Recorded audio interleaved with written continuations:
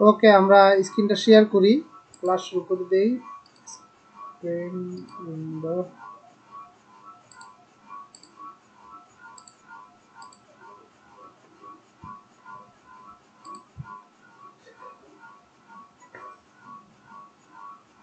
আচ্ছা, ক্লাস 27 তারিখ পর্যন্ত হবে, মানে আগামীকাল আর তারপরের দিন পরশু দিন, এই 2 দিনই ক্লাস হবে, তারপর অফ হয়ে যাবে।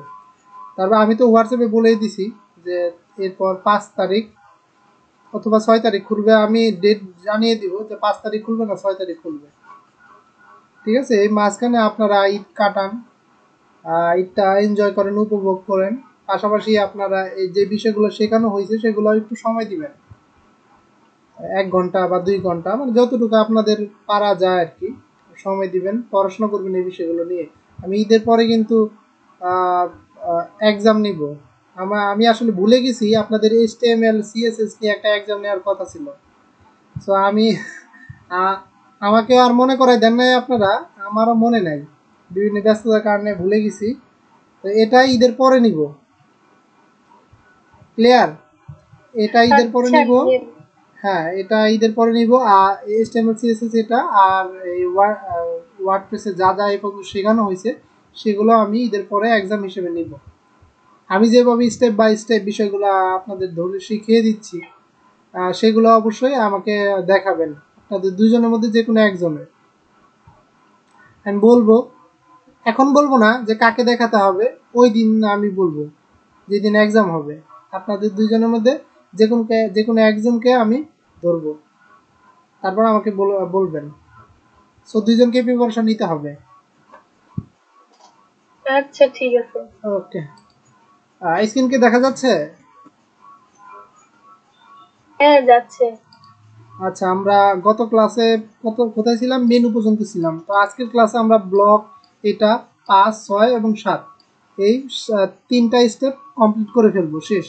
এরপর আমরা ফ্রি থিম কাস্টমাইজেশন আরও অনেকগুলো থিম নিয়ে আমরা কাজ করব, ফ্রি থিম নিয়ে, তারপরে ফ্রি প্লাগইন নিয়ে, এরপর আমরা প্রিমিয়াম থিমে চলে যাব। তবে আমাদের বেশি সময় দিব আমরা এটাতে, কারণ প্রিমিয়াম থিম নিয়ে আপনাদের বেশি কাজ করতে হবে। ফ্রি থিম বলতে অল্প, বাট যথেষ্ট, মানে এগুলোর থেকে একটু কম, প্রিমিয়াম থিমের থেকে কম। ফ্রি থিম নিয়ে আপনাদের কাজ করতে হবে। এই কারণে আমি বেশি ক্লাস নিব না, সর্বোচ্চ 4 থেকে 5টা ক্লাস হবে, বা এর কমও হতে পারে। বাকি ক্লাসগুলোতে আমরা প্রিমিয়াম থিম কাস্টমাইজেশনে চলে যাব। এই ফ্রি থিমে কম ক্লাস হবে আর প্রিমিয়াম থিমে বেশি ক্লাস হবে, এটা হচ্ছে মূল বিষয়। ওকে, আমরা 5 নম্বর স্টেপে চলে যাই। তো আমরা দেখি আমাদের ওয়েবসাইটটা একটু দেখি কি অবস্থা আমাদের। আচ্ছা, আমি যে বিষয়গুলো এখানে স্টেপ বাই স্টেপ বুঝিয়ে দিচ্ছি, সেটা কিন্তু আপনাদের যে লাইভ সার্ভার আমি দিছি সেখানে কিন্তু প্র্যাকটিস করতে হবে। আপনার যেমন Shabnur dot topper themes dot, না, যেটাই দিছি আর কি মনে নেই, তো সেটাতে প্র্যাকটিস করবেন আপনারা, আমি যেভাবে দেখিয়ে দিচ্ছি। ক্লিয়ার?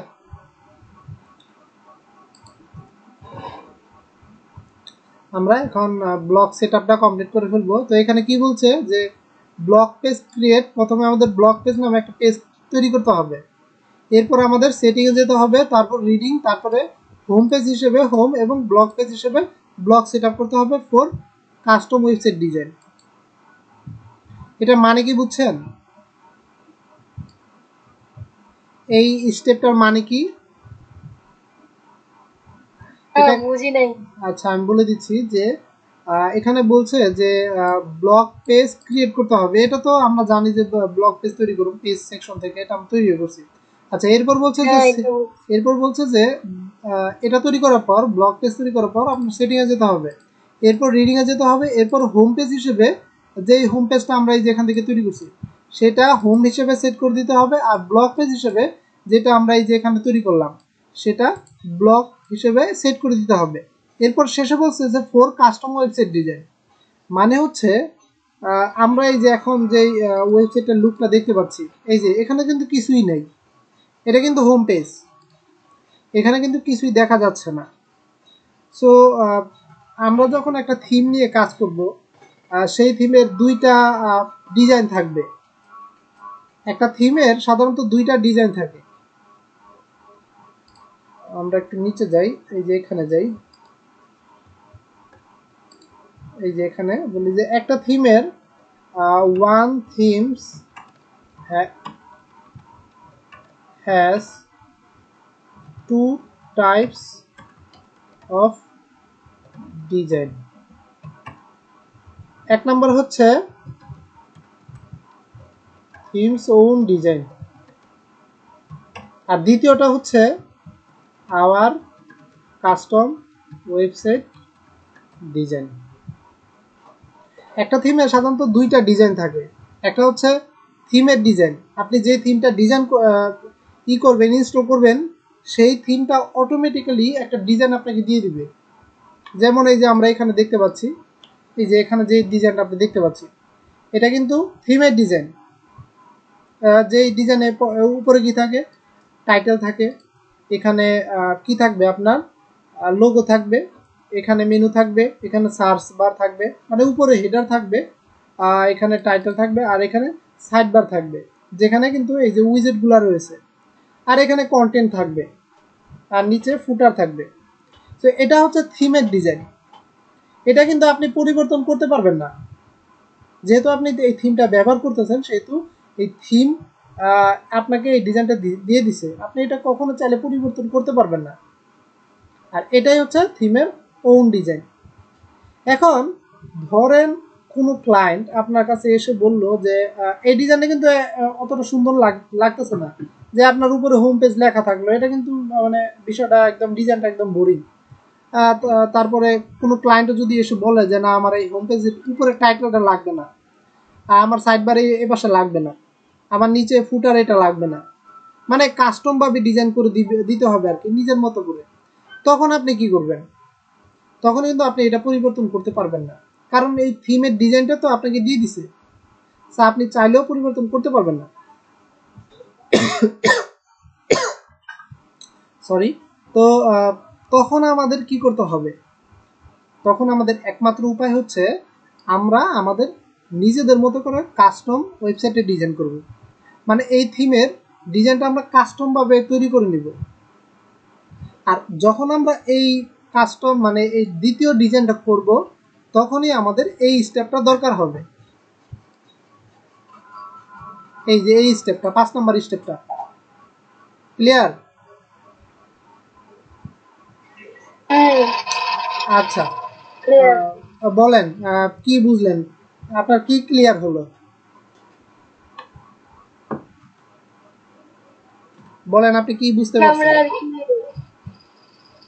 কাস্টম ভাবে নিজের মতো করে ডিজাইন করব ওয়েবসাইটটা, তখন আমাদের ওই ব্লগ সেটআপ করতে হবে। হ্যাঁ, ভেরি গুড, ভেরি গুড। তাহলে বুঝতে পারছেন।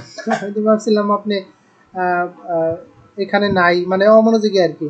যাই হোক, বুঝতে পারছেন, very good, very good, very good. আচ্ছা, যাই হোক, যে মূল কথা হচ্ছে যে আমরা যদি কাস্টম ভাবে, এই যে এখানে কিন্তু আমি লিখে দিছি যে আমরা যদি কাস্টম ভাবে যে বায়ারের রিকোয়ারমেন্ট অনুযায়ী বায়ার চাচ্ছে যেটা, সেই ডিজাইন করে দিই, তাহলে আমাদের এই 5 নাম্বারটা প্রয়োজন হবে। তখন আমরা নিজেরা কি করবো, একটা হোম পেজ তৈরি করবো, যেটা আমরা কিন্তু এই যে এখানে পেজ ক্রিয়েট করে নিছি 3 নাম্বার ধাপে। সেই হোম পেজটাকেই আমরা নিজের মতো করে ডিজাইন করব, ডিজাইন করে এটাকেই আমরা হোম পেজ হিসেবে সেট করে দিব।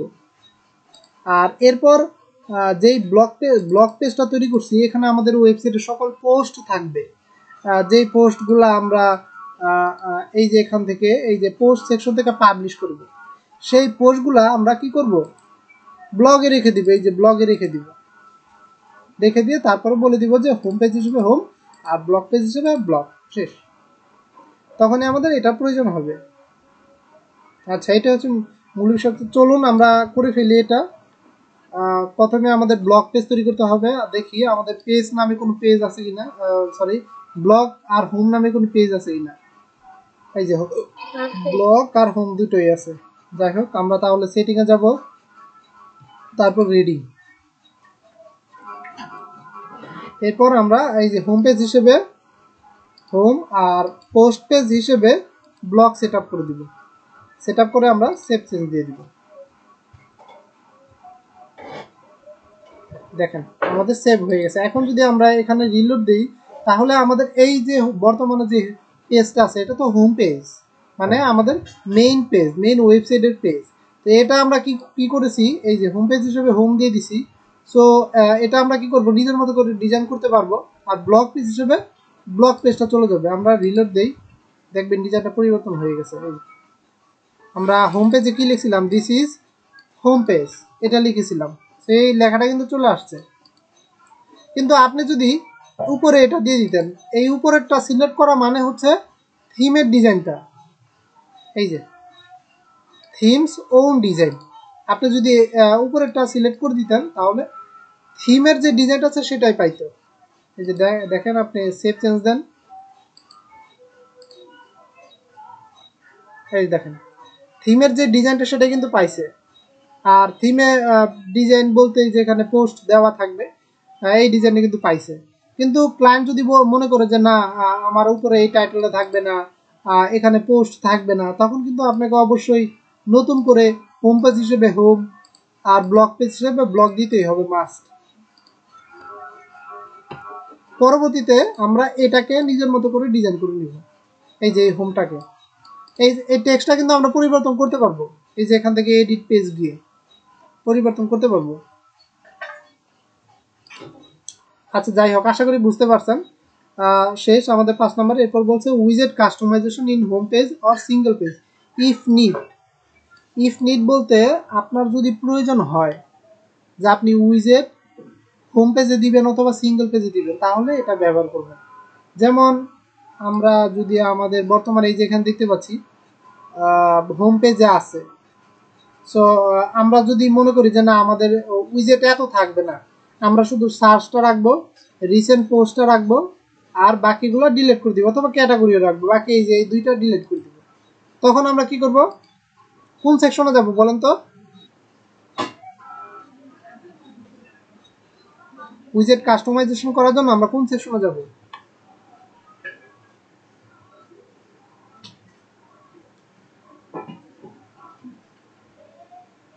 অ্যাপিয়ারেন্সে দেখাবে। অ্যাপিয়ারেন্স থেকে উইজেট, এই যে এখানে উইজেট।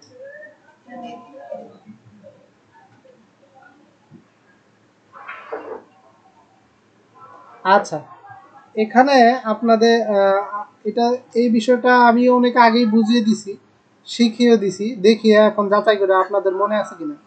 এই যে এখানে বর্তমানে যে লুকটা দেখা যাচ্ছে, আমরা যদি চাই যে এটা থাকবে না, এটা পরিবর্তন করব, তখন আমরা এখান থেকে কোন সেকশনটা ইউজ করব, ব্যবহার করব বলেন আপনি? প্লাগইন। হ্যাঁ, ভেরি গুড। প্লাগইন থেকে অ্যাড নিউ, নতুন একটা প্লাগইন আমরা ইনস্টল করব, আমরা এটা রিমুভ করে দিব। প্লাগইনটার নাম হচ্ছে ক্লাসিক উইজেট। আমরা যেমন এডিটরটা এডিট করার জন্য ক্লাসিক এডিটর ইউজ করছি, আমাদের উইজেট কাস্টমাইজ করার জন্য মানে ডিজাইন পরিবর্তন করার জন্য আমরা ক্লাসিক উইজেটটা ইউজ করব। ইনস্টল নাও, অ্যাক্টিভেট। ইনস্টল হয়ে গেছে। এখন চলেন দেখি উইজেটে গিয়ে পরিবর্তন করে দিবে। এটা আরো অনেকভাবে করা যায়, আপনি কোডিং ব্যবহার করে করতে পারবেন, বাট ওটা আমি পরে শিখিয়ে দেবো আপনাদের, আপাতত এটা লাগবে না। আচ্ছা দেখেন, এখানে অনেকগুলা উইজেট আছে, যেমন left side bar. Left side bar কোনটা? এই যে এটা, এই পাশে। আর এটা হচ্ছে রাইট সাইড বার। আমাদের রাইট সাইড বার নাই এখানে। আচ্ছা, রাইট সাইড বার নাই এখানে। রাইট সাইড বার বলতে ডিফল্ট সাইড বারই ব্যবহার করা হয়েছে, কারণ এখানে তো লেফট সাইড বার আছে, রাইট সাইড বার কিন্তু নাই। সো দেখেন ব্লক, এই যে ডাব্লিউপি সার্চ, এই সার্চটা কোথায় ব্যবহার করেছে? এই যে এখানে। তারপর এই যে রিসেন্ট পোস্ট, এই যে রিসেন্ট পোস্ট, এটা এখানে ব্যবহার করছে। তো আমরা একটা রিমুভ করে দেখি, যেমন আমরা এটা রিমুভ করে দিলাম, টান দিয়ে ধরে আমরা এই যে এই পাশে ছেড়ে দিব, তাহলে রিমুভ হয়ে যাবে। এরপর রিলোড দিয়ে দেখি, এই যে দেখেন দুইটা কিন্তু চেঞ্জ হয়ে গেছে, চলে গেছে। সো ক্লায়েন্ট রিকোয়ারমেন্ট অনুযায়ী কাস্টমাইজেশন কিভাবে তারা চায় সেই অনুযায়ী আমরা এখান থেকে একটা অ্যাড করতে পারবো, তো রিমুভ করতে পারবো। সো আমি রিমুভ করে দেখালাম, একটা অ্যাড করে দেখাই। সো অ্যাড করার জন্য আপনি যেটাই অ্যাড করবেন, যেমন আমরা এই যে এটা রিমুভ করে দিই, এটাও রিমুভ করে দিই, এটাও রিমুভ করে দিই, সবই রিমুভ করে দিলাম। এখন চলেন আমরা এই যে এখান থেকে রিসেন্ট পোস্ট আর ক্যাটাগরি দুইটা অ্যাড করব। এখন যদি রিলোড দেই কিছুই পাওয়া যাবে না, সব খালি হয়ে গেছে। এখন আমরা চলেন আমরা রিসেন্ট পোস্ট অ্যাড করব, এই যে এটা অ্যাড করব। তাহলে এখানে এখানে ক্লিক করব, ড্রপ ডাউনে ক্লিক করে কোনটাতে আমরা অ্যাড করব সেটা সিলেক্ট করব। যেমন আমরা এটাতে অ্যাড করব, অথবা এটাতে অ্যাড করে এটাতে অ্যাড করব, সিলেক্ট করে দিলাম। এরপর অ্যাড উইজেট এখানে ক্লিক করব, এই যে অ্যাড হয়ে গেছে। আরেকটা উপায় আছে অ্যাড করার, সেটা হচ্ছে এই যে আপনি এটাকে টান দিয়ে ধরে উপরে নিয়ে, এই যে কোনটার উপরে, এটার উপরে না নিচে, আস্তে করে ছেড়ে দেবেন, অ্যাড হয়ে যাবে। আর ডিলিট করতে চাইলে এটা টান দিয়ে ধরে পাশে ছেড়ে দিবেন, ডিলিট হয়ে গেছে। অথবা এই যে এখানে ডিলিট অপশন আছে, এটাও ইউজ করতে পারবেন, নো প্রবলেম। আচ্ছা, আমরা ডান দিয়ে দিলাম, এখন আমরা রিলোড দিই, এই যে অ্যাড হয়ে গেছে। তবে আমাদের টাইটেলটা এইভাবে আসছে, ডিজাইনটা এইভাবে আসছে। আমরা যদি এখানে দিয়ে দিই recent postage, save, add, reload, আচ্ছা সেম ভাবে আসবে, ডিজাইনটাই এরকম আর কি। যাই হোক, এরপর আমরা আরেকটা অ্যাড করি, ক্যাটাগরি। এই যে ক্যাটাগরি, এটাকে টান দিয়ে ধরে নিচে দিয়ে দিব এবং এখানে লেখা দিই ক্যাটাগরি,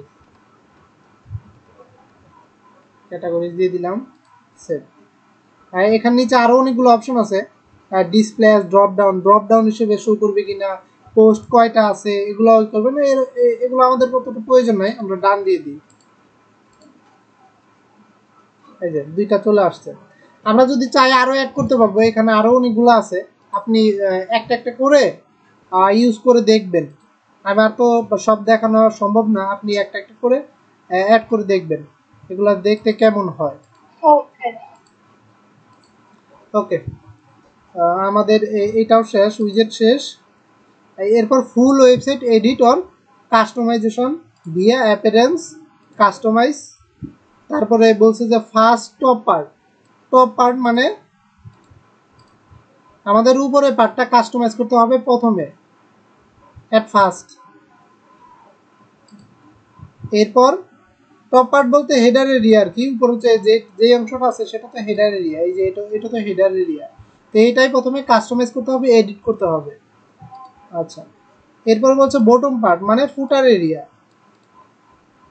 নিচের অংশটুকু, এই যে এই অংশটুকু, এই যে এখানে কিছু লেখা আছে, এই লেখাগুলোই আমরা কাস্টমাইজ করব, এডিট করব। এটা হচ্ছে ফুটার পার্ট। এরপর লাস্ট মানে একদম সর্বশেষে আপনাকে কন্টেন্ট এরিয়াটা কাস্টমাইজ করতে হবে, এই যে এটা, এই অংশটা প্রথমে এই উপরেরটা কাস্টমাইজ করবেন, এরপর নিচেটা, এরপর এই মাঝখানেরটা। এটাই হচ্ছে কাস্টমাইজেশনের নিয়ম। ক্লিয়ার?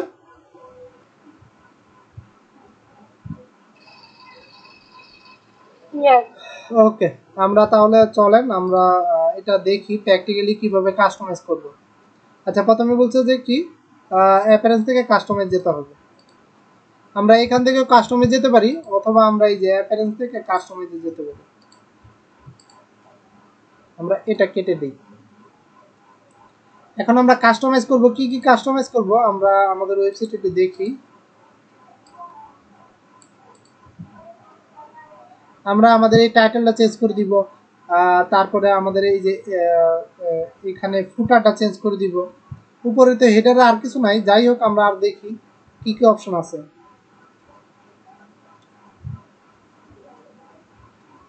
আচ্ছা, এখানে অনেক অনেক অপশন আছে, তবে এখানে কিছু অপশন আছে যেগুলো আপনি সব সময় পাবেন, এগুলো ফিক্স, ওয়ার্ডপ্রেসের সাথে চলে আসছে এগুলো।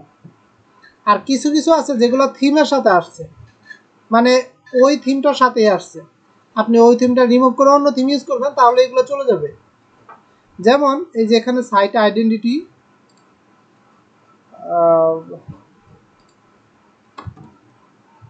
যে এখানেই বলে দেই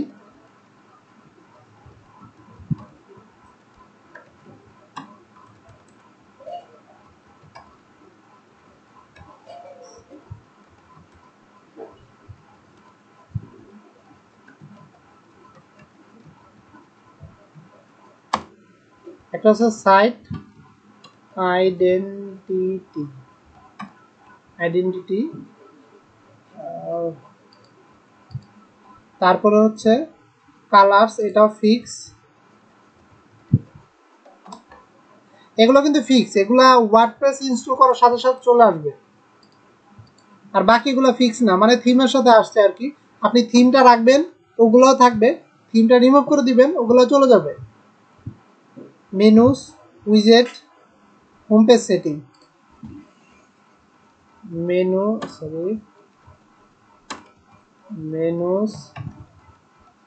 উইজেটস, হোম পেজ সেটিং, তারপরে additional CSS.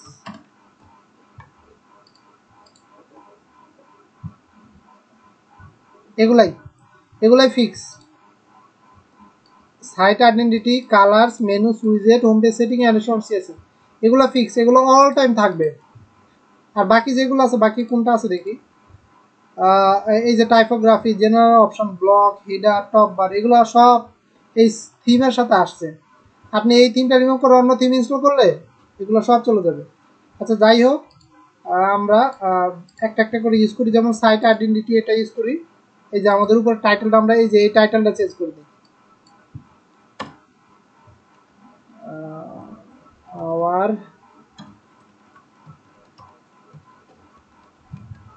Website, tagline, my personal website, display site title and tagline. So এটা আমরা আনচেক দিয়ে দিই। আনচেক দিলে চলে গেছে, তো আমরা চেকই দিয়ে দিই। মাই পার্সোনাল ওয়েবসাইট এটা কেটে দিই, এটা আমাদের লাগবে না, শুধু আওয়ার ওয়েবসাইট থাকলেই হবে।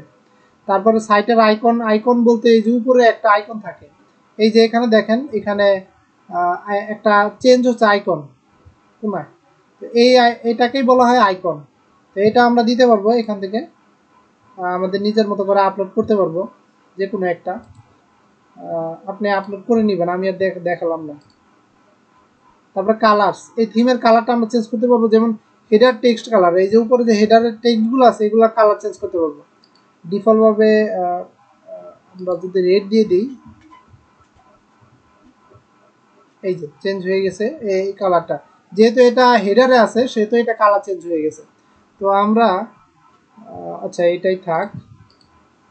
সাইট আইডেন্টিটি, এটা আমরা বড় হাতে দিয়ে দিই, ওয়েবসাইট বড় হাতে দিয়ে দিলাম, কালার চেঞ্জ করলাম। এরপর মেনু, এই যে টপ মেনু, এটা টপ মেনু হিসেবে আছে। আমরা আচ্ছা টপ মেনু না, সরি, উপরের মেনু, এটা আমরা চেঞ্জ করে দিই। চেঞ্জ করে আমরা সবগুলো বড় হাতে দিয়ে দিই।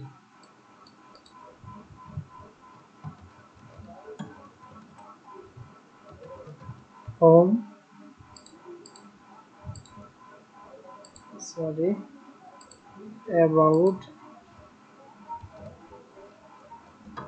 অ্যাবাউট আস, তারপরে ব্লগ। এগুলো কিন্তু আপনারা বেশি বেশি করবেন, আমি দেখিয়ে দিচ্ছি, আমার কিন্তু প্র্যাকটিস হয়ে যাচ্ছে। আওয়ার কোম্পানি, সরি, আওয়ার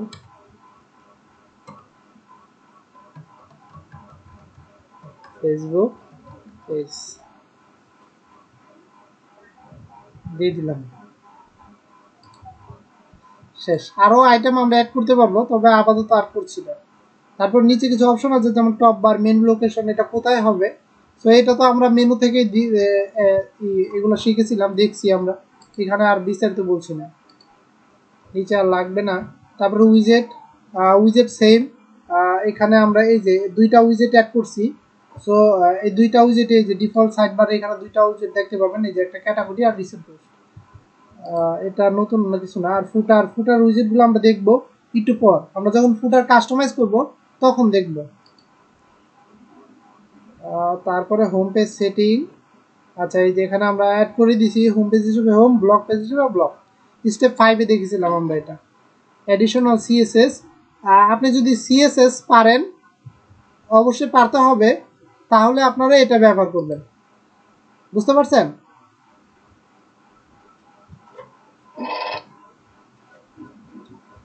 আচ্ছা, এখানে একটা বিষয় জানতে হবে, সেটা হচ্ছে আপনারা এই এইচটিএমএল আর সিএসএস কেন শিখবেন, এই প্রশ্নটার উত্তর জানতে হবে।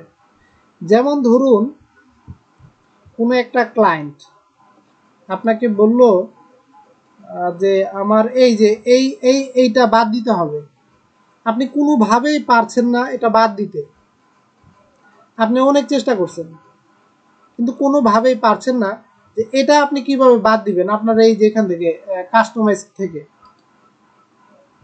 আপনি কি কথা শুনতে পাচ্ছেন? হ্যাঁ, পাচ্ছি। আচ্ছা আচ্ছা, মনোযোগ দিয়ে শুনবেন। আমি এখনই বিষয়টা দেখিয়ে দিচ্ছি যে কেন HTML CSS শিখতে হবে।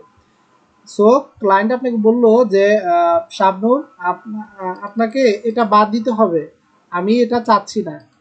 সো আপনি অনেক ট্রাই করছেন, আপনি কোনোভাবে এটা বাদ দিতে পারছেন না। তখন আপনাকে সিএসএস সাহায্য করবে, হেল্প করবে। আপনি যদি সিএসএস পারেন তখন আপনি এটা বাদ দিতে পারবেন। কিভাবে বাদ দিবেন? আপনাকে অবশ্যই সিএসএস শিখতে হবে। এরপর আপনাকে মাউসের রাইটে ক্লিক করতে হবে, এরপর ইন্সপেক্ট এখানে যেতে হবে, গিয়ে তারপরে এই যে এখানে ইউজ করতে হবে। আপনাকে ধরতে হবে যে এই কথাটা কোনটার মাধ্যমে আসছে এবং এই এরিয়াটা কোনটার মাধ্যমে আসছে। যেমন আমরা যদি এই যে এখানে দেখি, এই যে এই উপরের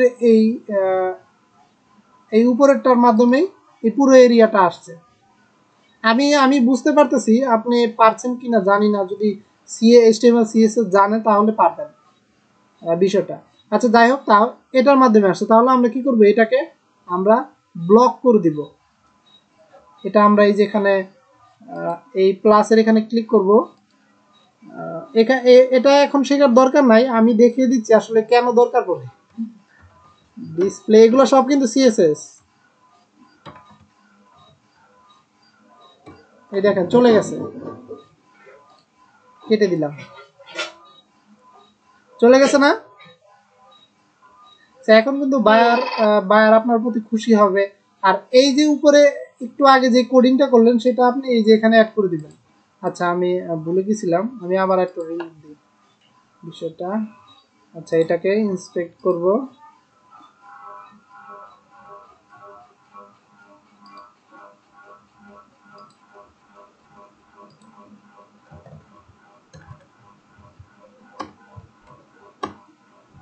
এটাকে মাউসের রাইটে ক্লিক করে কপি।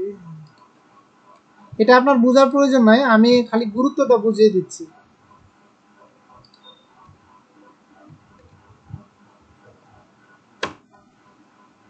তারপর এখান থেকে পাবলিশ দিয়ে দিতে হবে, তাহলে আপনার এই উপরের জিনিসটা চলে যাবে। আপনার কিন্তু কোনো রকম থিমের কিছু ব্যবহার করা লাগলো না। আপনি কি থিমের কোনো অপশন ব্যবহার করছেন সেটা রিমুভ করতে? করার নাই কিন্তু। আপনি সিম্পল মাত্র 2-3 লাইন, এই যে মাত্র 1 লাইন সিএসএস লিখেই সেটা সলভ করে দিছেন। এটা অনেক ইম্পর্টেন্ট।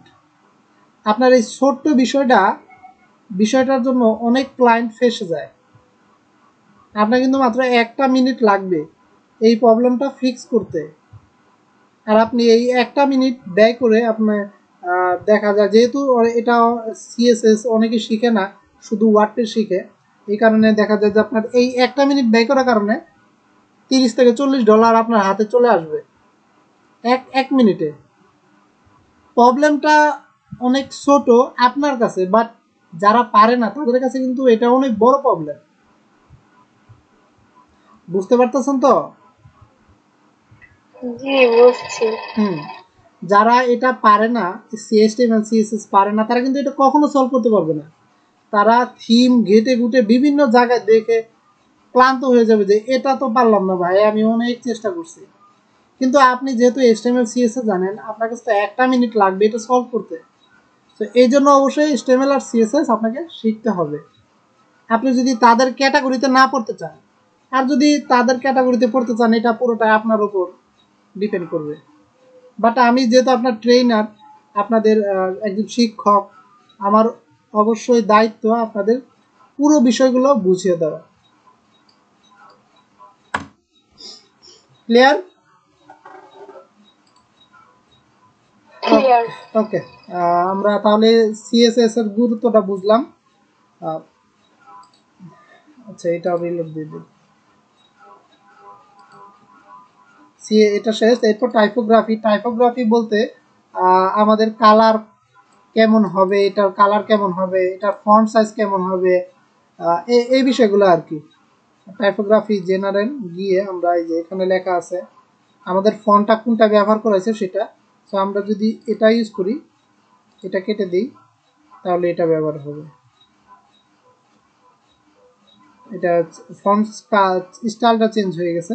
ডিজেবল গুগল ফন্ট, এটা আমরা ডিজেবল করে দিতে পারি, মানে ফন্ট আর কি, এটা আমরা ডিজেবল করে দিতে পারি। তারপর বডি, এটা জেনারেল, মানে সব জায়গায় ইউজ করা হবে। আর বডি মানে পুরো এটা আর কি, বডি বলতে পুরো ওয়েবসাইটটা আর কি, ওয়েবসাইটের ডিজাইনটা।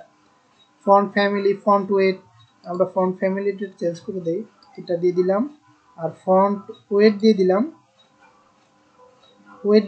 বোল্ড, তাহলে বোল্ড হয়ে গেছে। কালারটা একটু বড় হয়ে গেছে। আর যদি আমরা নর্মাল দিই, ডিফল্ট দিয়ে দিই, তাহলে কালারটা চেঞ্জ হয়ে যাবে। তো আমরা বোল্ডই রাখি, এই যে বোল্ড হয়ে গেছে। স্টাইল ইটালিক দিয়ে দিলাম, এই যে ইটালিক চেঞ্জ হয়ে গেছে। স্টাইল নর্মালি রাখি। টেক্সট ট্রান্সফর্ম হচ্ছে, আমরা যদি আপার কেস দিয়ে দিই তাহলে সবগুলো বড় হাতে রয়ে যাবে, সব বড় হাতে রয়ে গেছে।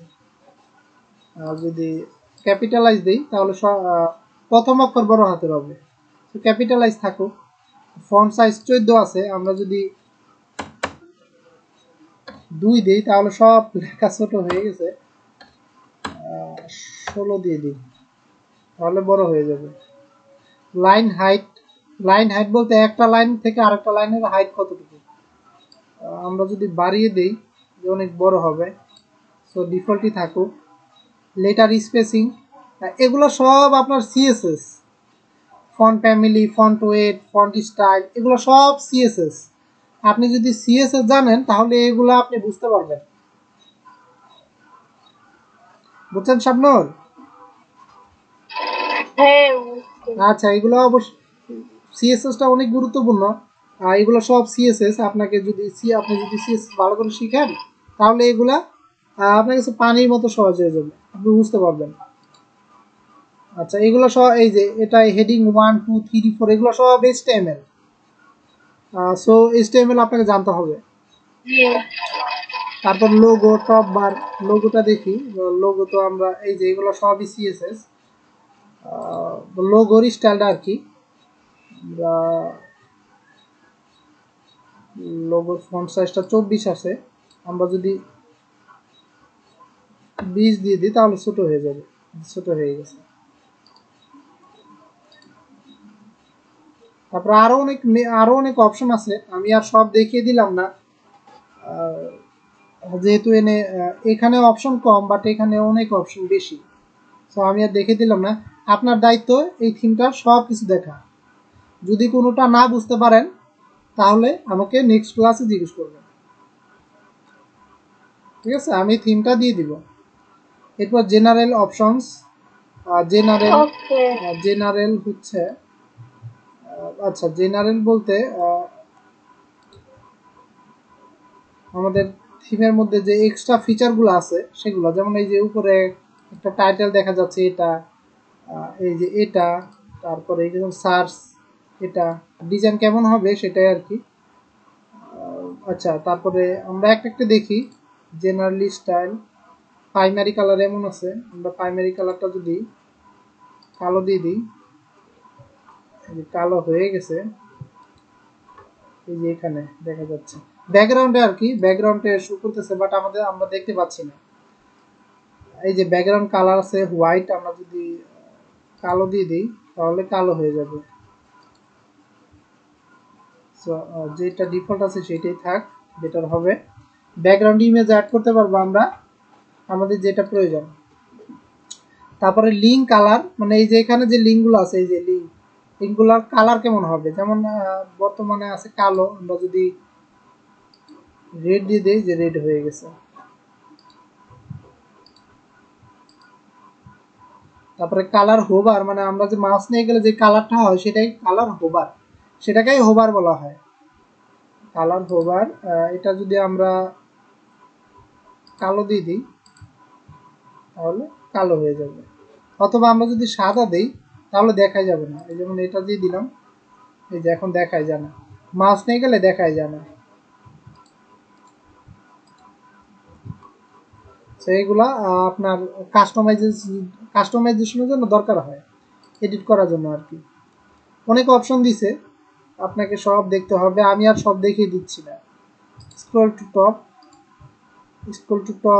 স্ক্রল আপ বাটন, মানে এটা উপরে আর কি, উপরে আপনি যখন স্ক্রল করে নিচে নামবেন, এখানে নিচে একটা অ্যারো চিহ্ন আসবে, এখানে অ্যারোতে ক্লিক করলে উপরে চলে যাবে সাথে সাথে। তো এটাই ইনেবল করা আছে। ডিজাইন টিজাইন সব এখানে দেওয়া আছে আর কি, এটা আপনার নিজের মতো করে কাস্টমাইজ করতে হবে। পেজিনেশন, নিচে একটা পেজিনেশন থাকে, এটা এখানে আপাতত নাই কারণ আমাদের পোস্ট নাই, পোস্ট অনেক কম। সো এটা আমরা করব, অ্যাড করতে পারবো এখান থেকে, পেজিনেশন থেকে। আরো অনেক অপশন আছে, আমি আর সব দেখে দিচ্ছি না, তাহলে ভিডিওটা অনেক বড় হয়ে যাবে, একটু পর তো আজানি দিয়ে দিবে। আমি আর সব দেখে দিচ্ছি না, থিমটা দিয়ে দিব, আপনি নিজের মতো করে একটা একটা করে অপশনগুলো দেখবেন আপনারা। তারপর নেক্সট ক্লাসে আমি বিষয়গুলো ধরবো, আপনারা যদি সমস্যায় পড়েন আমাকে বলবেন, শেয়ার করবেন। তারপর ব্লক, সিঙ্গেল পোস্ট, হেডার, ওই যে এখানে যে উপরে হেডার অংশ আছে সেটা, তারপরে ফুটার। আচ্ছা, আমরা ফুটার অংশটা কাস্টমাইজ করি, ফুটার বটম।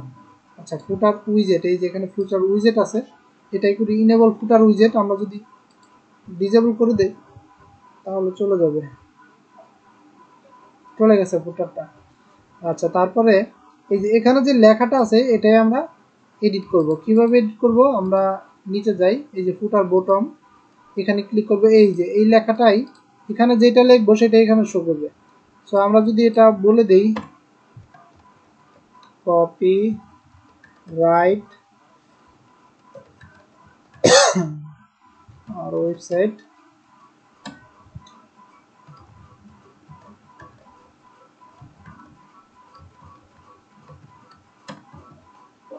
শেষ।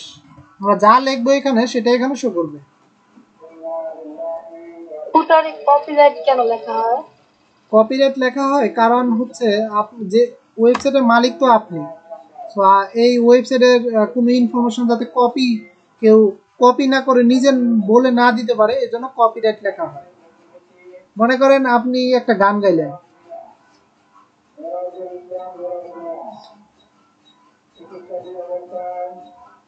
আমি যদি মনে করেন আপনি একটা গান লিখলেন, ঠিক আছে, এখন আমি যদি বলি যে এই গানটা আপনার না, আমার লেখা, আমি শিল্পী, তাহলে কিন্তু আপনি ক্ষতিগ্রস্ত হয়ে গেলেন, বুঝছেন? যেমন বর্তমানে যে একজন মহা গায়ক বলতে অনেকে পপুলার একজন শিল্পী, সিঙ্গার, অরিজিৎ সিং, নাম শুনছেন? আচ্ছা, উদাহরণ দিলাম, উনি বর্তমানে পপুলার। যাই হোক, ধরে উনি তো অনেক গান গাইছে, সো প্রমাণ কি যে উনি সেই গানগুলো গাইছে। এখন আমি যদি তার একটা গান আমি নিজের মতো করে তৈরি করে আমি যদি আপলোড করে বলি আমি গাইছি, তাহলে তো আমি মালিক দাবি করতে পারবো। কিন্তু উনি যাতে মালিকানা, মানে আমি যাতে মালিকানা দাবি না করতে পারি, সেই কারণে উনি কপিরাইট দিয়ে রাখছে, যাতে তার গানগুলো আমি যাতে শেয়ার না করতে পারি, আমি যাতে গাইতে না পারি, আমি যাতে বলতে না পারি আমি এই গানটা আমার তৈরি করা, আমি মালিক। এই কারণেই এই যেমন এখানে আপনি অনেক কিছু শেয়ার করবেন, বুঝতে পারছি। আপনার জিনিসপত্র যাতে অন্য কেউ শেয়ার না করে, নিজের না বলে চালিয়ে দিতে পারে, এই জন্য কপিরাইট দেওয়া হয় আর কি। এই যে লেখা আছে অল রাইট রিজার্ভ, সব অধিকার সংরক্ষণ করা, আপনি কোনো কিছু শেয়ার করতে পারবেন না। এটাই শেষ। আর বাকিগুলো এই যে এখান এগুলো তো দেখিয়ে দিলাম, এটাও দেখিয়ে দিলাম, এটাও দেখালাম, উপরে এগুলো দেখালাম। সো আপনার দায়িত্ব বাকি যেগুলো আমি দেখাই নেই সেগুলো আপনি কাস্টমাইজ করবেন, দেখবেন একটা একটা করে। আচ্ছা ঠিক আছে। আচ্ছা আমরা শেষ, আমাদের ফ্রি থিম কাস্টমাইজেশন শেষ, নিচে যেগুলো আছে সেগুলো শেষ। আর নিচে একটা অপশন বলে দিছি যে professional customer depend on how much content, আপনার এই ওয়েবসাইটে কয়টা কন্টেন্ট আছে তার উপর ডিপেন্ড করে। আমি কিন্তু কাস্টমাইজ অনেক কিছু করতে পারিনি, কারণ আমার এখানে কোনো পোস্ট নাই, তো আপনাকে পোস্ট করতে হবে, আমি একটা পোস্ট করিনি। আপনি 20টা পোস্ট করবেন, 20টা, আমার এখানে একটা পোস্ট আছে, আপনি 20টা পোস্ট করবেন, বুঝতে পারছেন? 20টা পোস্ট করে তারপরে আপনি এডিট করবেন, আপনারা 20টা পোস্ট করবেন, তারপরে এডিট করবেন, আমি যেভাবে দেখে দিচ্ছি সেভাবে। ওকে, আজকের মতো এতটুকুই ক্লাস। ইনশাল্লাহ আমরা আগামী ক্লাসে বাকিগুলো দেখব।